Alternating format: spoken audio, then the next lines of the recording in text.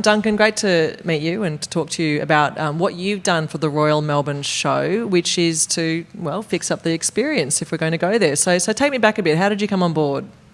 The show came to Monkii wanting to reinvigorate their brand and their online presence because they had a bit of a perception problem. The show, as most people know, is one of Victoria's biggest public events.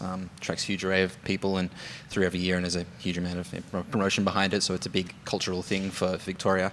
And the problem they faced is that because they'd been around for so long, they had become sort of stereotyped as just being about the show bags, and about the rides and about the animals, which is still true, but they also had grown with the times and had a lot more to offer and become quite a hub for food and drink and live entertainment and music and that sort of thing. So we needed to portray this huge variety of different types of events for a whole host of different people in a way that wasn't completely overwhelming and also didn't look too hard to use. Yeah, okay, so there's so many activities, there's so many things to do. It's an institution, as you say, so how do you start to show those who are coming how they can actually plan or map out their day beyond just, going and picking up a birdie beetle bag or whatever they are today? Yeah, that's one of the primary problems, yeah. So what did you do? How did you do that? Well, one of the things we identified through our research is that there's a lot of the users had two general ways of wanting to organise their day. Either they just wanted to browse through what was around in an organic way, or they really wanted to drill down and actually organise their day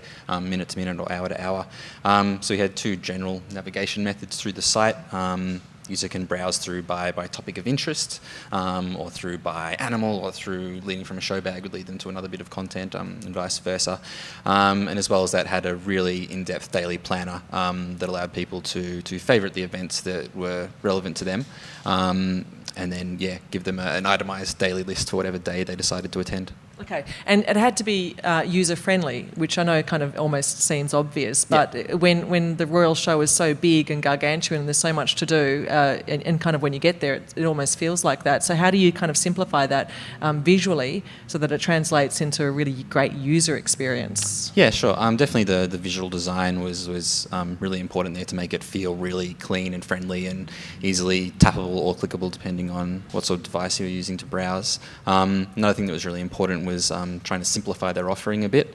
Although they did have hundreds or thousands of individual things on every day, a lot of these were sort of multiple iterations of the same thing. So one event may have been on 10 times a day or with a slight variation. So rather than getting people to favourite the wood shop that was on at Tuesday at 10:30, they just favourited wood shopping in general, and then when they decided what day they were going to visit the show, they'd select Tuesday, and then it would give them all the wood shop related dates that happened to be on that day. Because another thing we were finding is that people were planning an entire day's worth of events, then it would rain and they'd have to go on the next day, in which case their calendar would then become completely useless. So the calendar stopped being based on the day they were going and would just update depending on whichever day they chose. And is that a new idea, a new approach? Yeah, it was quite different. Previously to this year, people would have to favourite 10 a.m. this particular event. This meant that the user didn't have to feel beholden to the schedule they'd built, and they could easily flip it over to another day or another time. This is something that could be rolled out to other shows, for example, around Australia. Is it specific only to Melbourne, Victoria, I should say? It is specific only to Melbourne. The Melbourne show isn't affiliated with any other shows, so it'd be a bit of a hard ask to onsell this to another semi-competitor. But certainly the principle of the thing could be applied to a lot of different types of events or organisations. The show asked you to come on board to help fix this problem, which is about navigation really and how you can facilitate that user experience. Obviously, you responded to their desires, but how did you take them further? Actually, the show initially came to us saying that we just need a bit of a refresh of the site. We certainly don't want a new site. Certainly the previous one is doing great, and we just want a bit of a fresh coat of paint. But when we dove down into the real issues of the site and really analysed all of the huge array of content, we then presented back to them some solutions that are a bit more involved and did involve a complete restructure from the ground up, which was just a matter of us communicating the benefits that it would be after this redesign, and that they quickly came on board and were keen to progress on a lot more deeper level. They came on board? Was there any we don't want to spend that or do the time? No, they're really open to it. There is quite a lot of stakeholders at the show that needed a little bit of massaging, but it's just, I guess on our behalf, it was just a matter of presenting the facts and the research and the analysis of users that we'd done.